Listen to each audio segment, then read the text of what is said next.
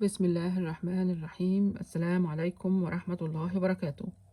ايه العلاقة ما بين الحديث بتاع الرسول عليه الصلاة والسلام: ما نهيتكم عنه فاجتنبوه وما أمرتكم به فأتوا منه ما استطعتم، وبعد كده ان ربنا سبحانه وتعالى في الحج، وده ركن من أركان الإسلام، ومع ذلك لمن استطاع إليه سبيلا.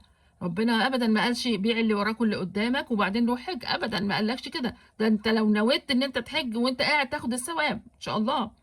وبعدين بعد كده ادعو الى سبيل ربك بالحكمه والموعظه الحسنه. يعني ايه؟ يعني استعمل مخك اللي انا اديتهولك. حلوه قوي قوي.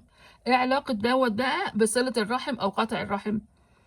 في ناس من الشيوخ مصممين انه انت لازم تصل الرحم مهما بلغت من درجه الايذاء من اهلك. انا مش شايفه كده بناء على الحاجات اللي انا قلتها ديت. يعني في واحده اهلها ضربوها وطردوها من البيت علشان ان هي راحت عشان تعمل صلة الرحم.